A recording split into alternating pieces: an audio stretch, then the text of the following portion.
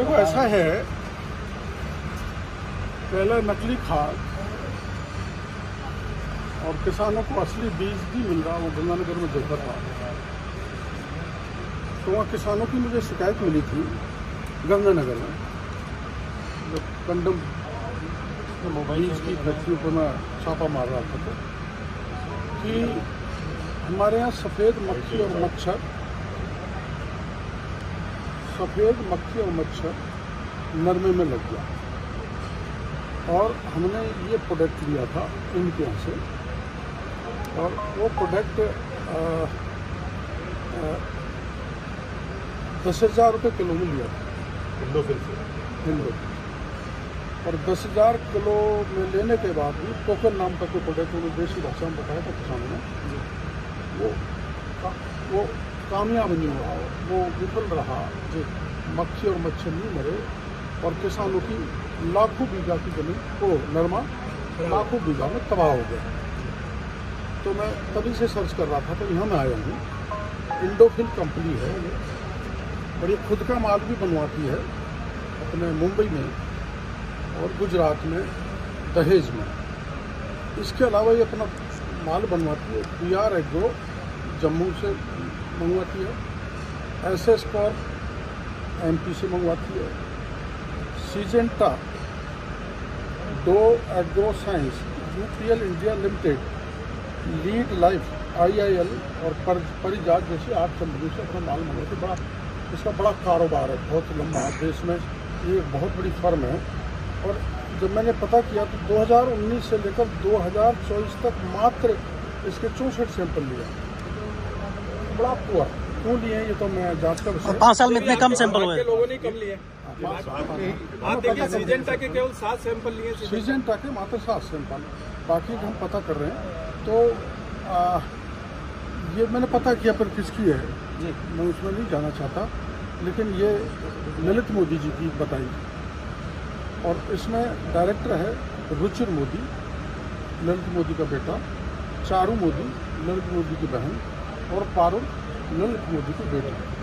Director बनना कोई बुरी बात नहीं, और ये अपना पेस्टिसाइड, ये तो व्यापारी है ललित मोदी को, और प्रिपेयर करना कोई गलत बात नहीं है।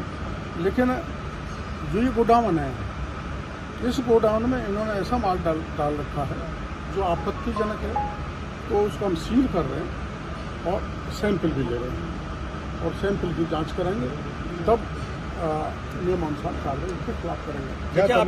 आपके बैठते इन्होंने साफ तौर पे कह दिया था कि ये मोदी जी की है, इन्होंने दबाव बनाने की भी कोशिश की आपके बैठते ही। नहीं, ऐसा कुछ नहीं है, दबाव तो क्या है, तो अभी तुम आया ही हो, 15 मिनट हुई है, और आप ये कम सैंपल लेना और दूसरे गोदाम में संदिग्ध माल रख देना, ये पूरी तरह से संदेह पैदा करता है। इसलिए हम उस गोदाम को सील कर रहे हैं, और जितने भी ये लॉट उन्होंने भेजे हैं, सेल किए हैं, प्रत्येक का सैंपल लेकर जांच कराई जाएगी। मंत्री जी, कोई फोन आया आपके पास राजनीतिक ऐसा दबाव बनाने वाला, ललित मोदी जी या किसी? 1 लाख करोड़ पार्टी जो धंधा करती है वहाँ चल रहा है। तो सर इसका आपत्तिजनक जो सामान मिला है वो किस तरह का है? जांच कराई जाएगी। 20 घंटा 50,000 है देश में, इस फर्म का काम 40,000 करोड़ का टर्न हुआ, और अपने राजस्थान में ये तकरीबन 15-20 करोड़ कमाता है।